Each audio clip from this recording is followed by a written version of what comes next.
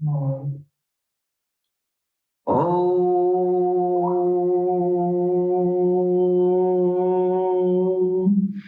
श्री कल्की वैष्णवे नमः। ओम श्री कल्की वैष्णवे नमः। ओम श्री कल्की वैष्णवे नमः। तेजोऽसि तेजो महिधे वीर्यमसि वीर्यमहिधे बलमसि बलं महिधे ओजोऽसि ओजो महिधे पश्येम शरदशतम् जीवेम शरदशतम् शृणुयाम शरदशतम् प्रब्रुवाम शरदशतम् अदीनाः श्याम शरदशतम् भूयश्च शरदशतात्। ॐ शं नो मित्रः संवरुणः शं नो भवत्वर्यमा शं नो इन्द्रो बृहस्पतिः शं नो विष्णुरुक्रमः। ॐ शान्ति शान्ति शान्ति। ॐ पूर्णमदः पूर्णमिदं पूर्णात् पूर्णमुदच्यते पूर्णस्य पूर्णमादाय पूर्णमेवावशिष्यते। ॐ शान्ति शान्ति शान्ति। वक्रतुंड महाकाय सूर्यकोटि संप्रभ निर्विघ्नं कुरु मे देवं सर्वकार्येषु सर्वदा। ॐ गंगणपतये नमः। ॐ गंगणपतये नमः। ॐ गंगणपतये नमः।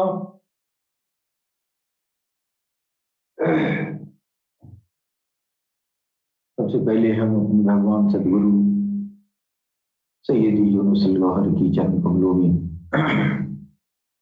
भगवान श्री राम की धरती से मैं कोटि कोटि नमन करता हूँ। तत्पश्चात हमारे जितने भी भाई बंधु जो भी प्यार और मोहब्बत का पैगाम पूरी दुनिया में फैला रहे हैं, उन सभी भाई बंधुओं को मैं सर नवाकर कोटि कोटि नमन करता हूँ। दोस्तों, हमारा ऑल इंडिया हावर प्रोग्राम का जो प्लेटफॉर्म है, इस प्लेटफॉर्म से हम पूरी इंसानियत को विभिन्न समुदायों के बीच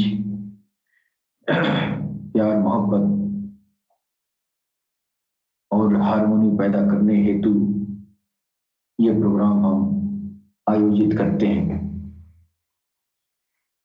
हम किसी धर्म का प्रचार नहीं करते हैं, हम सभी धर्मों का आदर करते हैं और सभी धर्मों का जो मूल अर्थ है रूहानियत, वह सारी इंसानियत के दिलों तक पहुंचाने का प्रयास करते हैं। जी दोस्तों, इस दुनिया में आखिरत में आखिरी दौर में जब सारे ऋषि मुनि पैगंबरों का दौर गुजर जाएगा तो आखिरी दौर में एक ऐसी मसीहा के आने की खबर हर समुदाय में बताई गई है और हम सब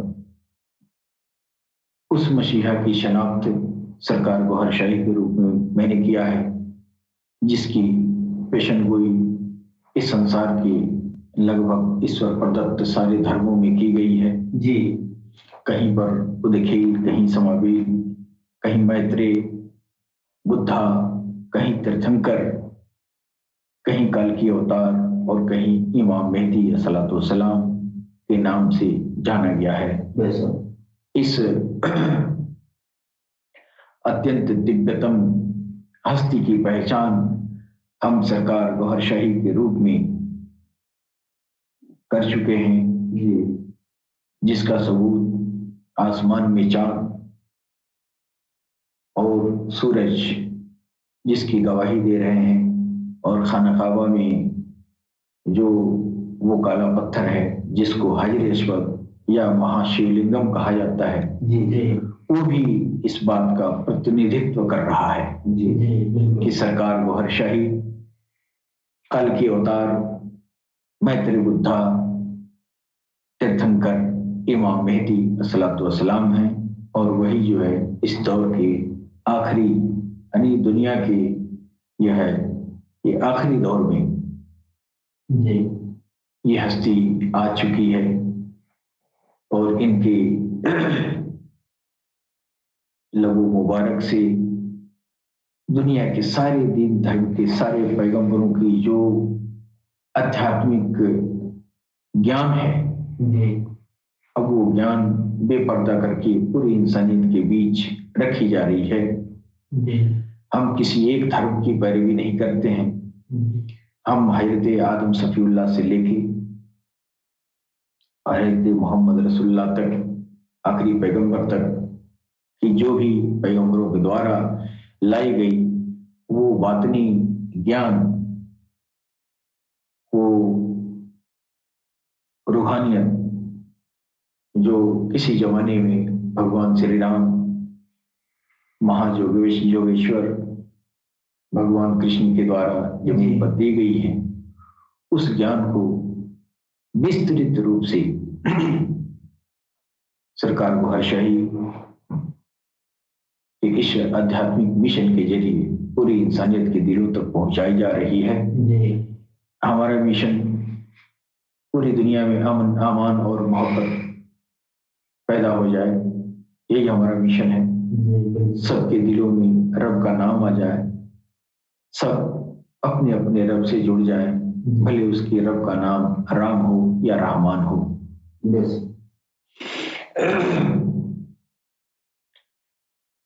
कार्यक्रम के शुभारंभ में मैं भगवान काल की अवतार सैयदना इमाम मेहदी अलैहिस्सलाम, उदखेल, समावेल, मैत्रेय, तीर्थंकर, सरकार गौहर शाही, मैत्रेय, बुद्धा के चरण कमलों में समर्पित दो पंक्तियां भजन का मैं पेश करना चाहूंगा। जी। बाकी नहीं तमन्ना अब कोई जिंदगी में, बाकी नहीं तमन्ना अब कोई जिंदगी में, बाकी नहीं तमन्ना अब कोई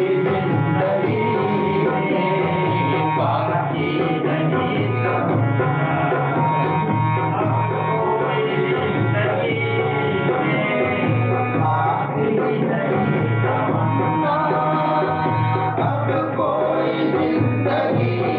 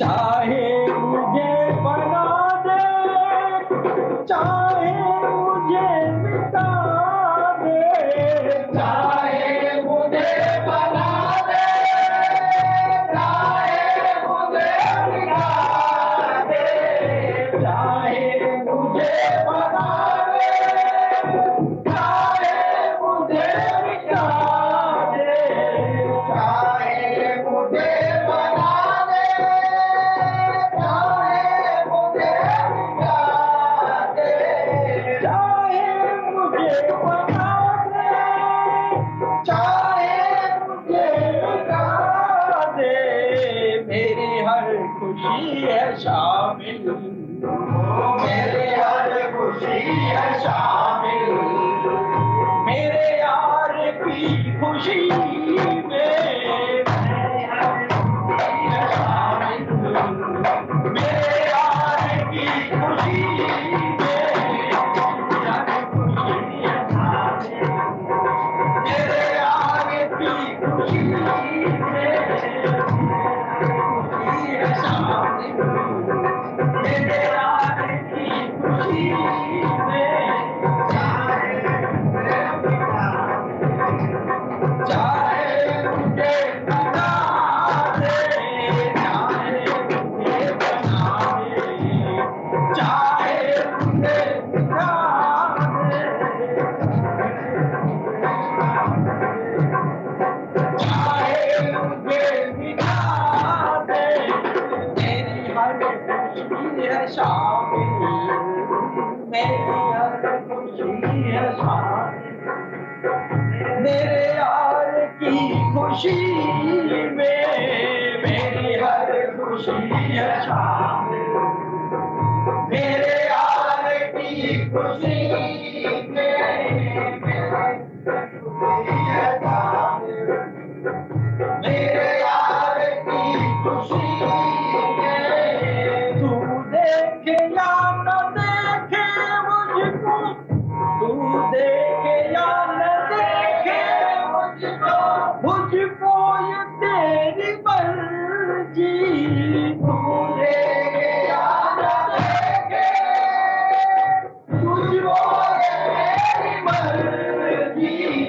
तू देखे या न देखे, मुझको ये तेरी मर्जी, तू देखे या न देखे गौहर, देखे या न देखे गौहर, देखे या न देखे गौहर, मुझको ये तेरी मर्जी, मुझको तेरी मर्जी, मैं तुझको देखता हूँ, मैं तुझको देखता हूँ, मैं तुझको देखता हूँ, हर वक्त बंदगी में,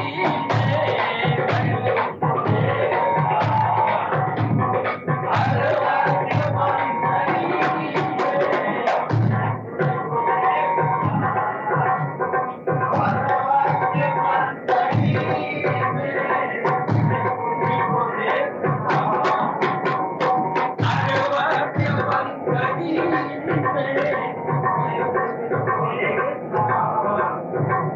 हर वक्त बंदगी में, तुझे क्या बताऊं जाहिद, तुझे क्या बताऊं जाहिद, ये है निस्बत मोहम्मद, तुझे क्या बताऊं जाहिद, ये है निस्बत मोहम्मद, तुझे क्या बताऊं जाहिद, ये है निस्बत मोहम्मद, तुझे क्या बताऊं जाहिद, ये है निस्बत मोहम्मद, मैं कहाँ कहाँ न गुजरा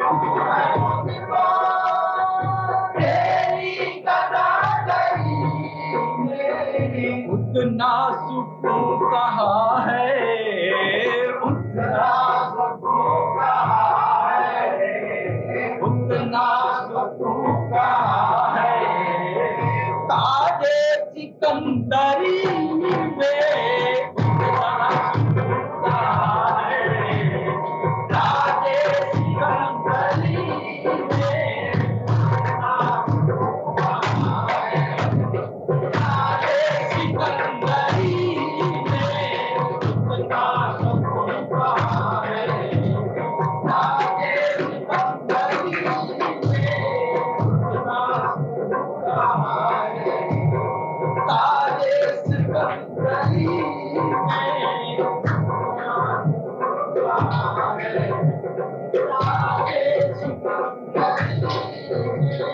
बाकी नहीं तमन्ना, बाकी नहीं तमन्ना, अब कोई जिंदगी में बाकी नहीं तमन्ना, अब कोई जिंदगी में बाकी नहीं तमन्ना, अब कोई जिंदगी में बाकी नहीं तमन्ना, अब कोई जिंदगी में मैंने गौहर को पाया, अब कोई जिंदगी में मैंने गौहर को पाया, मैंने गौहर को पाया, मैंने गौहर को पाया,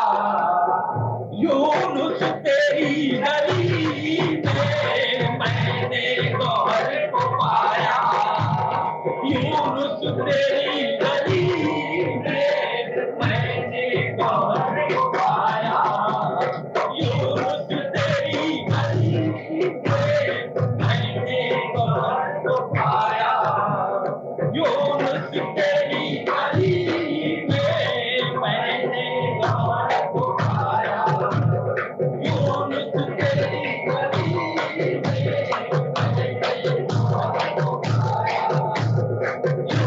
तेरी गली में मैंने गौहर को पाया, यूनुस तेरी गली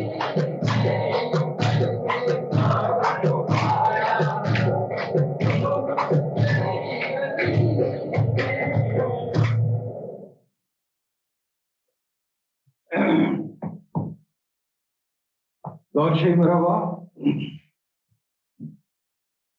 पुनः मैं अपने साथियों को सलाम, नमस्ते, सत श्री अकाल, गौर शेख मरहबा। दोस्तों, जैसा कि आपको मालूम है,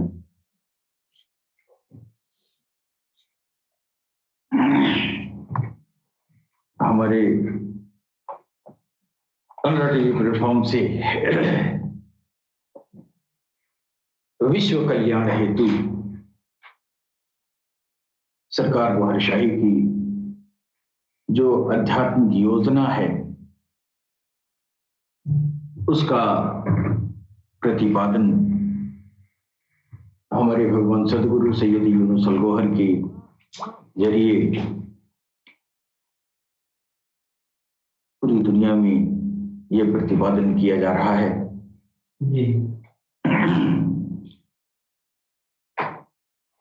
आज मैं इस बात पर चर्चा करना चाहता हूं, विश्व कल्याण हेतु भगवान कल्कि अवतार सैयदना इमाम मेहदी अस्सलातु वस्सलाम की क्या आध्यात्मिक योजना है। सरकार वारशाही इस दुनिया में विश्व के कल्याण के लिए कौन सी आध्यात्मिक योजना जो है इस इंसानियत के बीच बनाई है। सबसे बड़ी बात है कि कोई भी ऋषि महर्षि, बहुत सारे अवतार, पैगंबर, नबी, रसूल, तमाम सारे ईश्वर के द्वारा भेजे गए जमीन पर, और उन सबका कोई न कोई आध्यात्मिक प्रयोजन रहा है। उनके आने का कोई न कोई आध्यात्मिक प्रयोजन रहा है। किसी न किसी आध्यात्मिक प्रयोजन से ही वो जमीन पर अवतरित हुए हैं, है कि? अवतार का मतलब एक तो मैं बता चुका हूं कि अवतार का मतलब दुनिया ये समझती है कि स्वतः वो पारब्रह्म परमेश्वर जमीन पर आके विचरण किया करता है। ऐसा नहीं है, वास्तविकता कुछ और है। और वास्तविकता तो आपके द्वारा व्यक्त अवतार की जो परिकल्पना है, तो उस वाक्य से ही पता चलता है कि वो पारब्रह्म परमेश्वर, वो परम तत्व, वो जमीन पर नहीं आया, है कि नहीं? वो उतर के नहीं आया, अपने नायक को भेजता रहा जिसमें वो समा किया था। लेकिन वो नहीं आया, इसलिए कुरान में कह दिया कि मेरा कोई बाप कोई बेटा नहीं है। जब बाप बेटा नहीं है तो आया कैसे, है कि नहीं? तो ये लोगों की आम धारणा, अब मोहब्बत में कह देते हैं कि वो वही है, वो वही नहीं है, वो बेचता है। और जमीन पर किसी विशेष प्रयोजन से अवतार आते हैं। अवतार लोग कहते हैं भगवान का अवतार, ईश्वर का अवतार। तो इस वाक्य से ही पता चलता है कि वो ईश्वर नहीं है, ईश्वर का अवतार, यानी का जो शब्द बीच में आया है ना, तो का संबोधक चिन्ह है, यानी आने वाला ईश्वर से संबंधित होगा। यानी जो आ रहा है, जो उतरा है, यानी जो पैदा हुआ है मां के शिकम से, वो ईश्वर से संबंधित है, न कि वो ईश्वर है। यही बात का फर्क जो है हिंदू मुसलमान समझ नहीं पाते हैं। और हिंदू भाई कहते हैं, सनातन भाई बस वही आ गया, मुसलमान भाई कहते देखिए पैदा कर दिया, वो नफरत पर फैल जाती है नहीं? और उसके बाद से अब ये यही जो है मतों में एकदम विरोधाभास पैदा हो जाता है कि हम तो पैदा, हमारा किताब कह रहा है कि वो पैदा ही नहीं हुआ, है ना, उसके माँ बाप भी नहीं है, उसके बेटा बेटी नहीं है, है कि नहीं? और ये कह रहा है कि नहीं पैदा हुए। श्री राम और श्री कृष्ण के रूप में भी पैदा हुए, है कि नहीं? और यहाँ पे बात समझने की नहीं, इधर समझता है ना कोई, इधर सरकार ने समझाया कि इधर वाला भी नहीं समझता, उधर वाला भी नहीं समझता है कि नहीं? और उधर तो कुरान में अल्लाह ने कह दिया है कि कुल वल्लाहु अहद अल्लाहु समद लम यलिद व लम यूलद व लम यकुल लहू कुफुवन अहद। है कि नहीं?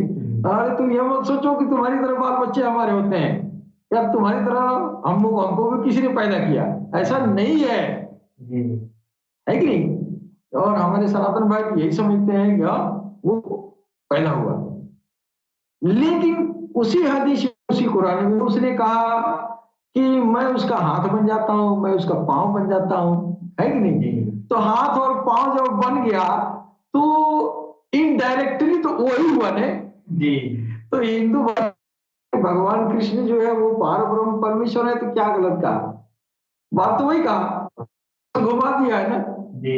है कि नहीं? थोड़ा सा घुमा दिया गया है, इधर हाथ पांव बन गया, उधर भी कह रहा है।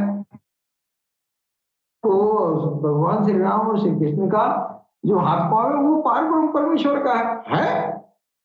एकदम बिल्कुल है। क्यों है? तो हदीसों में कह रहा है ना, मैं तेरा हाथ पांव बन जाता हूं। है कि नहीं? तो ये जो है अब सरकार गौरशाही ने जो है अब इस दुनिया में जो एक ऐसा खास प्रयोजन लेके आए कि विभिन्न मतों के लोग जो भिन्न भिन्न तौर तरीके से उस ईश्वर को मान रहे हैं, तो सरकार ने क्या किया कि इन्होंने जो है हर कौम के इंसानियत को उसी के कौम के हिसाब से जो ईश्वर का जानता है उसी ईश्वर के नाम से इन्होंने जोड़ दिया। उस नाम के जरिए वह जो है अपने रब तक पहुंच जाएगा, अपने भगवान तक पहुंच जाएगा। ये प्रयोजन इस हेतु अब तक जो है पूरी दुनिया में जितने भी अवतार पैगंबर या ऋषि महर्षि जो ईश्वर के तरफ से प्रदत्त थे, है कि नहीं, ईश्वर की तरफ से नियुक्त थे, सबका मिशन यही था कि ईश्वर से जोड़े, और ईश्वर से जोड़ने के पीछे उनको जो है कोई नियम कानून बनाना पड़ता था। है कि नहीं? जैसे हजरत आदम सफीउल्लाह, वो भगवान शंकर देवादिदेव महादेव जिनको जो है कहा जाता है स्वयं भू मनु, दरअसल सनातन धर्म के वही पैगंबर हैं। अब चूंकि नफरतों का आलम इस तरह बढ़ गया है कि आदमी जो है एक सीक्वेंशियल ज्ञान के चक्कर में नहीं पड़ता है, वो अपना अपना धुन ताशा बजाया जाता है। असल बात यह है, जैसा कि सरकार ने बताया कि वो जिसको सनातन भाई भगवान शंकर कह रहे हैं, दरअसल वही जो है हमारे है कि नहीं, वहां से जो भी इल्म जो है, जो भी हस्तियां जमीन पर आई, है कि नहीं, उनके बाद से आनी शुरू हुई। उसके पहले भगवान कृष्ण और भगवान श्री राम आ चुके थे, लेकिन एक स्पिरिचुअलिटी का एक जो है रूट चार्ट यहां से शुरू हुआ भगवान शंकर से, हजरत आदम सफीउल्लाह से। उसके पहले जो स्पिरिचुअलिटी थी वो साइंटिफिक नहीं था, एक सीक्वेंस नहीं था, है कि नहीं, वो डायरेक्ट जो है भगवान विष्णु के द्वारा ना वो जमीन पर जो है अपने भक्तों को अता किया जाता था, डायरेक्ट वो मामला था। हाँ, लेकिन आम इंसानियत को, और वो उस जमाने में जो टेक्नोलॉजी थी अध्यात्म को जमीन पर लाने के लिए, तो भगवान विष्णु कृष्ण और राम के रूप में आए, है कि नहीं। वो कृष्ण और राम जो उन्होंने अध्यात्म दिया, वो अपने गिने चुने सेवकों को अता किया। यानी जितनी ये जो है इंसानियत थी, जितनी उस समय जो है आवश्यकता थी, वो जो है उस दौर में जो है जो उनके बहुत करीब लोग थे उनके जरिए इसको जो है फैलाया, लेकिन साइंटिफिक न होने के नाते ये फैल नहीं सका। हाँ, सीक्वेंस नहीं था ना।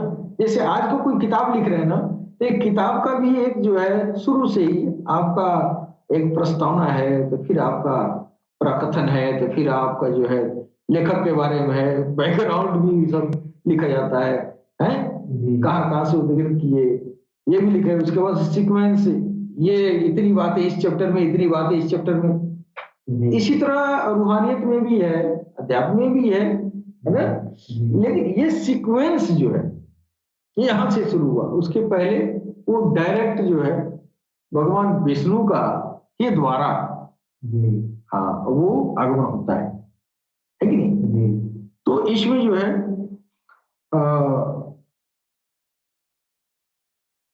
भगवान ये जो है शंकर के पहले, आदम सफीउल्लाह के पहले जो भी था वो जो है सीक्वेंशियल नहीं था। धीरे धीरे इंसानियत का जो है सभ्यता का विकास हुआ, तो सभ्यता में स्पिरिचुअल साइंस भी आता है, इंसानी सभ्यता में तो ये भी आता है। तो जैसे अन्य सभ्यताओं में विकास हुआ उसी तरह इस सभ्यता में भी तो विकास हुआ है कि नहीं। और आज के दौर में अब जो है नबियों का आना बंद हो गया, आखिरी अवतार का आना बंद हो गया। नहीं आखिरी अवतार मोहम्मद रसूलुल्लाह को माना जाता है आखिरी नबी, है कि नहीं। और आखिरी नबी इस हिसाब से जो है उन्होंने कहा कि मैं आखिरी नबी हूं, इसके बाद कोई नबी नहीं आएगा, नबी नहीं आएगा। अगर नबी का मतलब अवतार से आप मुराद लेते हैं तो फिर अवतार का आना बंद हो गया वहीं पे, है कि नहीं।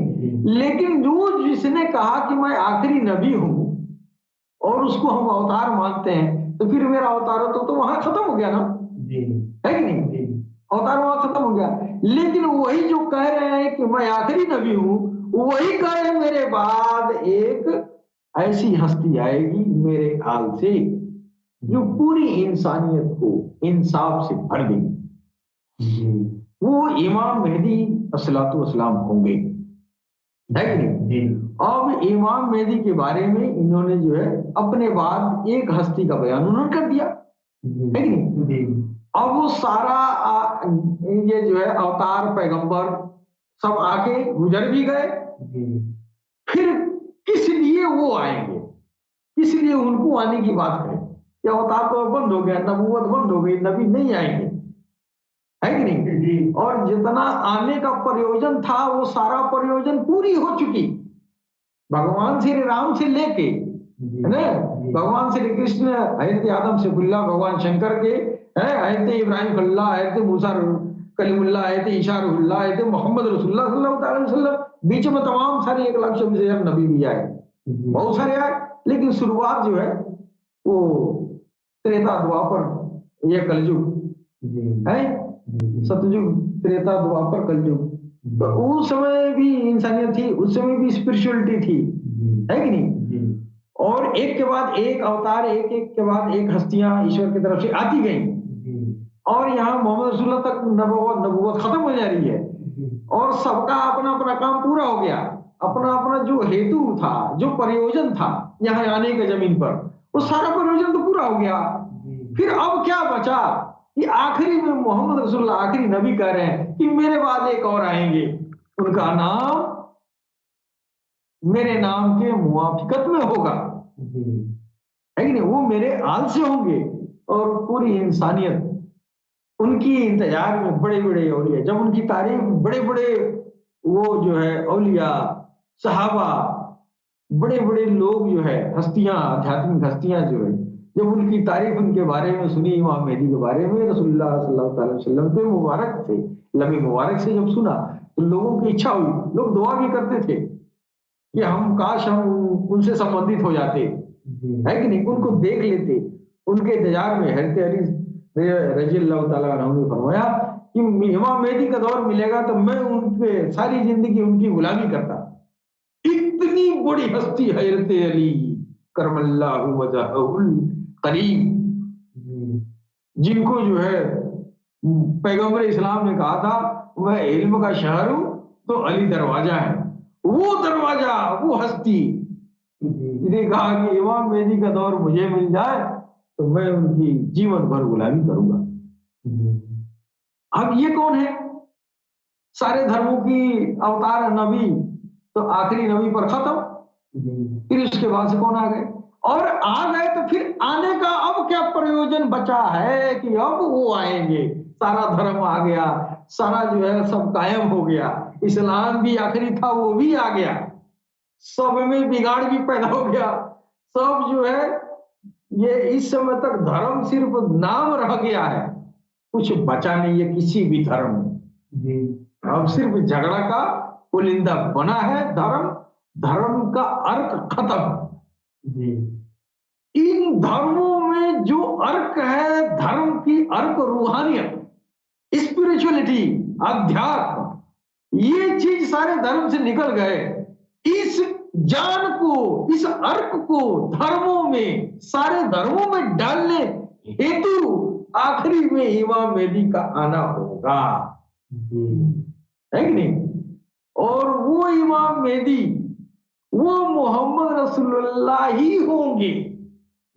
और मोहम्मद रसूलुल्लाह हिंदू सनातन स्क्रिप्चर के रोशनी में पता चलता है कि वही मोहम्मद रसूलुल्लाह आखिरी अवतार है, यानी आखिरी अवतार कल की अवतार होंगे।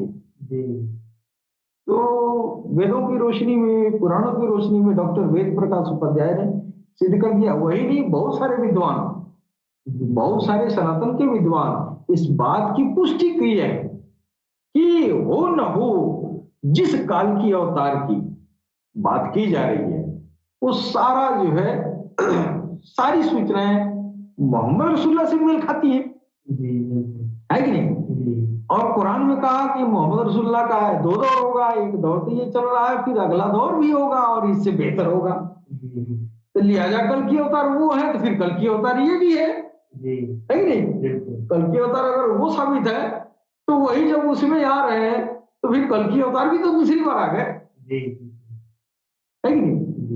तो अब वो आने का क्या प्रयोजन है कि यह जात क्यों आई है कि नहीं?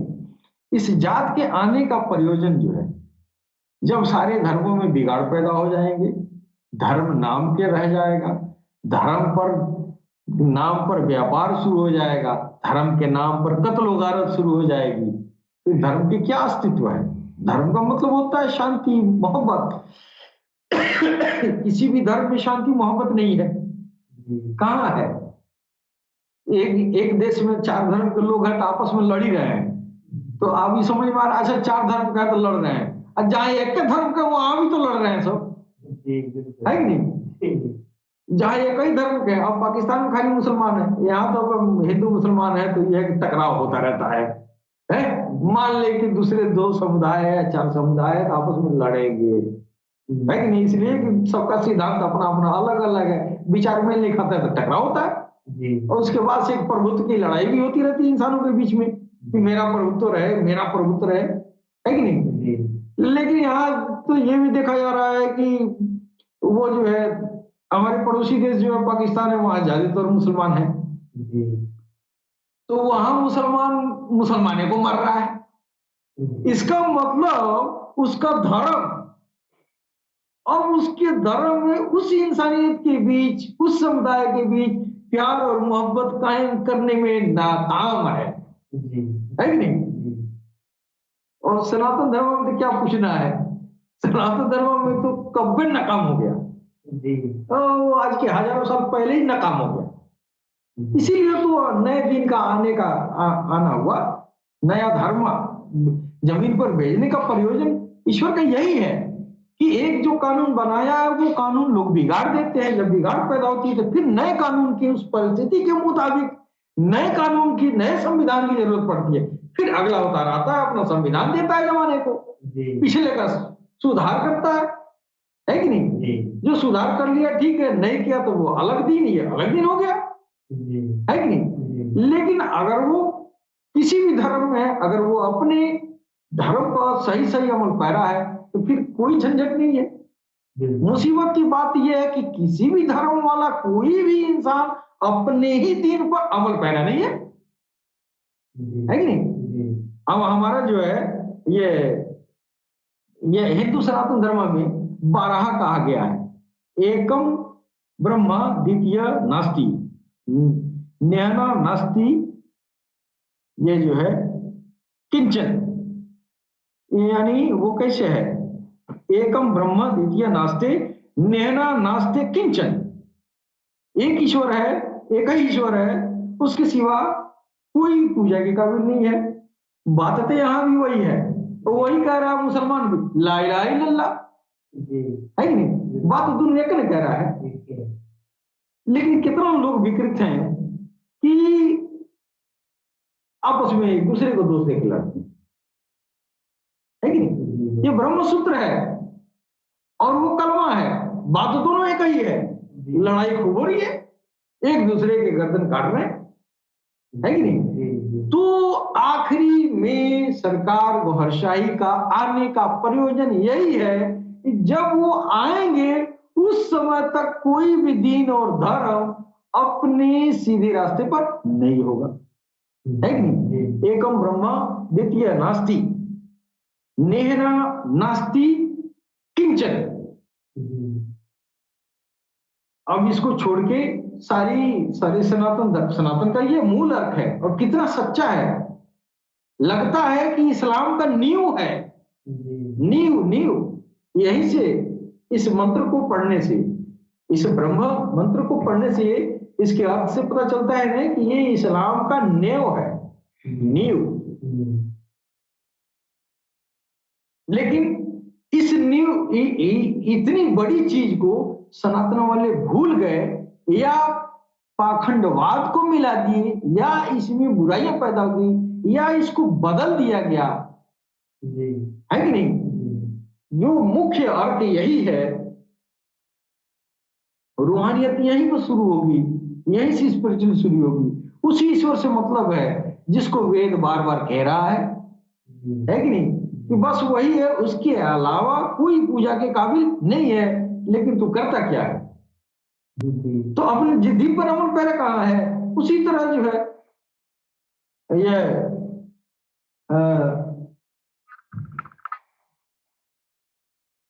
हमारे इस्लाम में भी है। अफमन शरहल्लाहु सदरहु लिल इस्लाम, है अफमन शरहल्लाहु सदरहु लिल इस्लाम। अब इस्लाम को तुमको ठीक ठीक अमल पैरा होना है तो तुमको अपने सीने को खोलना होगा, है कि नहीं? तो इशारा संदेश जो ईश्वर की तरफ से आ रहा है, आपको तो सीधा ही आ रहा है, आप उल्टा समझ रहे हैं। इसमें एक ईश्वर की तरफ इसमें भी इशारा किया गया है कि बस ईश्वर एक है, उसके सिवा कोई नहीं, कोई जरा सा भी पूजने के काबिल नहीं है। तो आप तो जो है ईटा पत्थर में लगे हुए हैं, नहीं गाय गोरू में लगे हुए हैं, तो आप अपने दीन से तो आप हट गए, दीन में बिगाड़ पैदा करके उसको दीन बना लिए, है कि नहीं? और दूसरे के ऊपर उंगली उठा रहे हैं, वो कह रहा है ला इलाहा इल्लल्लाह, अरे बाप रे बाप, कह रहा है ला इलाहा इल्लल्लाह। अरे क्या कह रहा है? वही कह रहा है जो तेरा ब्रह्म सूत्र है ना, है कि नहीं? कोई नई बात तो नहीं कहा। अब चूंकि हमारा जो है ये ब्रह्म मंत्र में ये उस सच्चाई की तरफ इशारा कर दिया गया कि देखो वही एक ईश्वर है, वही अल्लाह, उसी की बंदगी करनी है। अब वहां से शुरुआत हो रही है भगवान की तरफ बढ़ने का, है कि नहीं? फिर अगला जो दौर आएगा, अगला जो पैगंबर अवतार आएगा, तो फिर इसके आगे की बात न बताएगा जी, है? तो सनातन में तो बता दिया कि बस एक इशारा कर दिया, एक अल्लाह की तरफ, एक ईश्वर की तरफ इशारा कर दिया ना, रास्ता बताया जा रहा है, तो बस वही है, उसके अलावा दूसरा कोई पूजा का भी नहीं है। तुम उसी की तरफ आओ, उसी की बंदगी करो, कहने का मतलब तो यही है उसका। एक ईश्वर क्यों दिखा रहा है? बस एकम ब्रह्मा द्वितीय नास्ति, है नेहना नास्ति किंचन, और कदापि नहीं, दो कदापि नहीं हो सकता है। फिर ये तालीम आगे बढ़ी तो रसूलुल्लाह आखिरी पैगंबर जब आए, आखिरी नबी, तो उन्होंने इसका और विस्तार पूर्वक अफमन शरहल्लाहु सदरहु लिल इस्लाम, तुम अब इस्लाम पर अमल पैरा तभी होगे जब इस एक ईश्वर के नाम से तुम अपना दिल खोलोगे, सीने को खोलोगे, शराय सदर करोगे, फिर तेरा रास्ता आगे बना, वरना तो पीछे है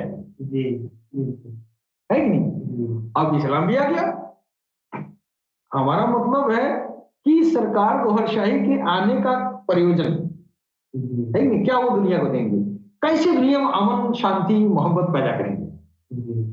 तो ये तालीम ही शुरू से आध्यात्मिक तालीम दुनिया वाले जितने भी पैगंबर अवतार नबी रसूल आए सब तो वही करते गए, लेकिन आखिरी में यह जो है ये तालीम का उरूज, ये तालीम का जो शीर्षस्थ जब पाठ खुला मोहम्मद रसूलुल्लाह के जमाने में कि अब सीने को खोलो।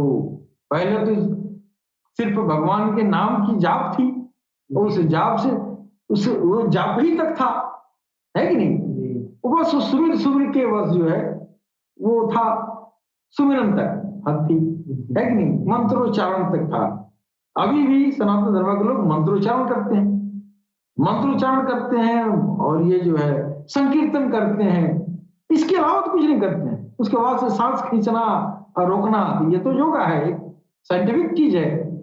आपको सेहत का लाभ मिलता है ना, उकवा का लाभ नहीं मिलता है, परलौकिक जिंदगी का लाभ नहीं मिलेगा, है कि नहीं। उससे आपका सेरोटोनिन हार्मोन नॉर्मल हो जाएगा, आप तो स्वस्थ रहेंगे, हक है योगा। लेकिन आपको पारलौकिक जिंदगी रब से जुड़ने के बाद मिलेगा। रब से जुड़ने का एक ही तरीका है जो सनातन में अपनाया गया, हरे राम हरे कृष्णा हरे राम हरे कृष्णा हरे राम, या राम राम राम राम हरे कृष्णा। यानी मंत्रों का चांटिंग, वेदों के मंत्रों का चांटिंग, जो ईश्वर की तारीफ की गई है उसमें ईश्वर का नाम आ रहा है, उस नाम के सिमरन उमरन से जो है बार बार उसको दोहराना रगड़ा लगाने से उसके अंदर जो है उस वो जो है ज्योति आती है, उस ज्योति के जरिए हल्का फुल्का जो है सुधार हो जाता है। लेकिन किस स्तर पे सुधार होना चाहिए फिर अगला वाला आने वाला पैगंबर ने बताया, है कि नहीं। आपने तो शुरू कर दिया ना, आगे भी तो बहुत चीज है। आगे जब मोहम्मद रसूलुल्लाह ने कहा नहीं तेरे अंदर एक राक्षसी आसुरी आत्मा है, नाभि के अंदर बैठी है, इस दुनिया में जो पाप हो रहा है उसमें तेरा दोष नहीं है, तू मजबूर हो गया है, तू आसुरी आत्मा के वजह से। फिर वो आसुरी आत्मा तुमको गलत काम करने पर आमदा करती है, फिर उस आसुरी आत्मा का इलाज करने का तरीका ही बताया, है कि नहीं। अब तो तब तक जो है यहाँ तक तो तालीम, जब ये ज्ञान शुरू हुआ मोहम्मद रसूलुल्लाह का, तब तक मोहम्मद रसूलुल्लाह का दौर खत्म हो गया, है कि नहीं। अब मोहम्मद रसूलुल्लाह का जब दौर खत्म हो गया तो अब देखिए अब ये ज्ञान जो है अभी आधा अधूरा रहा। क्यों रहा? इसलिए कि आखिरी में इमाम मेहदी को आना था ना। अच्छा, वो इल्म जो उन्होंने शुरुआत किया सीना को खोलने का, वो जो है जो कलमा गो था, यानी जो कलमा पढ़ लिया, जो इस्लाम में दाखिल हो गया, उसमें ज्यादा कदा को सीना खोलने का इल्म मिल गया, है कि नहीं। लेकिन अब हिंदू सीना कैसे खुलेगा? हिंदू का तो पैगंबर है नहीं, है कि नहीं। हालांकि उनकी एवज में, उनकी बदौलत ईश्वर उनका हवाला भी देने पर, उनकी मोहब्बत भी अगर किसी भी इंसान के दिल में है तो अल्लाह रियायत करेगा उसके साथ भी, चाहे वो किसी भी दिन धर्म का है कि नहीं। लेकिन वो सीना खोलने वाला इल्म उसी को मिलेगा जो कलमा गो होगा ना, है कि नहीं। अगर बिना कलमा गो वाले को देते तो फिर नया इस्लाम दीन कायम करना था, फिर वहां शक पैदा हो जाती। लोग कहते कि जो चीज हमको दे रहे हैं कलमा पढ़ा के वो बिना कलमे वाले को दे रहे हैं, क्या अंतर है मेरे में? तो मुश्किल पैदा नहीं होती। तो वो इल्म जो है गिने चुने लोगों को उस समय तक दिया गया, इसलिए कि आने वाली हस्ती सबको तकसीम करेगी। हाँ, वो जानते थे कि मेरे बाद जब वो आएंगे तो सबको, उनके सामने धर्म का कोई मसला नहीं होगा। ये सीना खोलने वाला इल्म हिंदू के लिए भी है, ईसाई के लिए भी है, सिख के लिए भी है, मुसलमान के लिए भी है कि नहीं। और वो सिर्फ मुसलमान का ही सीना नहीं खुलेगा, सीना सबका खुलेगा। अब सीना खोलने से और विश्व शांति से क्या लेना देना है, ये बात समझने की है कि विश्व में शांति और आध्यात्मिक इल्म, आध्यात्मिक ज्ञान, सीना का खुलना, इससे दोनों में क्या संबंध है। जो सरकार गौहरशाही इंसानियत के दिल को खोल के, सीने को खोल के और दुनिया में अमन, अमान, प्रेम और शांति, भाईचारा और इंसाफ का जो है स्थापना करेंगे, ये समझ लीजिए सरकार को हर्षाई ने फरमाया, ये जो सीना है तुम्हारा, इस सीने में बहुत सारी आत्माएं छुपी हुई हैं। दरअसल वो आत्माओं का शक्लो सूरत है जो तेरी तरह बोलती हैं, तेरी तरह चलती हैं, तेरी तरह, बल्कि तेरे से ज्यादा उसके अंदर ताकत है। उसको, उसी को जो है भगवान कृष्ण ने कहा था कि वो जो है, जो सूक्ष्म आत्माएं हैं वो बड़ी ताकतवर हैं। क्यों ताकतवर है? आप कितना ताकत हो जाएंगे, दारा सिंह हो जाएंगे ना, जमीन पर ही रहेंगे, आप उड़ नहीं पाएंगे, है कि नहीं? लेकिन आपकी वो सीने की आत्मा जो है जागृत हो जाएगी ना, तो ये आप सोए रहेंगे, ये निकल के आसमानों में उड़ेगी और यूनिवर्स पार करती है। और उस ताकत का अंदाजा आप लगा लीजिए, आप तो 1 फीट भी नहीं उड़ पाएंगे। और आपके अंदर जो खजाना रखा गया है, इतना उड़ने की क्षमता है इसके अंदर, है कि नहीं? तो इस इल्म को जो है, ये जो है, ये सारे आत्माएं जो है जब निकलेंगी, इसको सीना का खुलना कहते हैं। तो सरकार गौर शाही ने कहा कि पहले अपने दिल को खोलो। कैसे दिल खुलेगा? तू हिंदू है या मुसलमान है, तो हिंदू भाई राम राम कह दे मेरे साथ, और मुसलमान भाई अल्लाह अल्लाह कह दे। ये सीना का खुलना, ये जो है, ये मुसलमानों की सुन्नत है। अब इस दौर में सीना का खुलना हर कौम का सुन्नत है, हर कौम के लिए सुन्नत है। क्यों? तो सीना का खुलने का पहला राज कुरान में अल्लाह ने मुसलमानों के सामने खोला। ये कुरान ने दिया, कहा इस्लाम, जब तुम सही सही अगर मुसलमान हो तो फिर सीना को खोलना, वरना तुम जो कुछ करे ये तुमको सही नहीं मानेंगे। सही तो वो होगा जो अपने सीने को खोल दिया, है कि नहीं? अब तो कुरान में आ गया तो मुसलमान तो खोल रहे थे या खोलने का प्रयास कर रहे थे, बहुत सारे वली अल्लाह गुजरे बन गए। लेकिन दूसरे का सीना कैसे खुलेगा? दूसरे का सीना खोलने के लिए आखिरी में सरकार को हर्षाई को आना पड़ा, इसलिए कि सरकार को हर्षाई आएंगे तो उनके सामने धर्म की कोई शर्त नहीं। धर्म में, किसी भी धर्म है, धर्म में हो या न हो, उसके लिए भी कोई शर्त नहीं है। इंसान हो, और ये भी शर्त नहीं है कि वो भगवान को मानता ही हो। अगर वो भगवान को मानता भी नहीं है, उसको भी सरकार को हर्षाई जो है, उसकी भी सीना खोलने के लिए आए हैं। तू भगवान को माने या ना मानो, तेरा सीना खुलेगा। तेरे सीने की चीजें जब तुम्हारे ईश्वर के सामने पहुंचेगी तो उससे मत कहोगे कि ईश्वर एक है, ईश्वर है। भले तुम दुनिया में नहीं मानते रहे, लेकिन गौहर शाही से तू टच हो गया, फिर गौहर शाही ने तुम्हारे अंदर ऐसा ज्योति दाखिल कर दिया कि नास्तिक को भी रब के रूबरू खड़ा। तो जो नास्तिकों के लिए इतना मददगार है, तो हमारे जैसे हिंदू, मुसलमान, सिख, ईसाई धार्मिक लोगों के लिए कितना मददगार होंगे। हम तो कुछ रात हैं कि किसी न किसी धर्म में है, वो तो उनके लिए परघट लगा रहे हैं जो किसी धर्म ही में नहीं है। अमेरिका में किसी अंग्रेज ने सरकार से कहा कि हम भगवान को नहीं मानते हैं, अल्लाह को नहीं मानते, ईश्वर को नहीं मानते हैं, ये गॉड क्या है? God nothing. तो सरकार ने कहा अच्छा ठीक है, तो तुम यही सिमरन ले लो, if God if God if God if God करते करते गॉड वाला हो गया, तो उसको अल्लाह तक पहुंच गया। तो बिना नैया पे चढ़े वाले लोगों को भी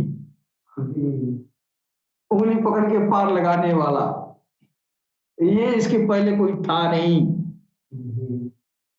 तो ऐसे लोगों को रब तक पहुंचा रहे हैं।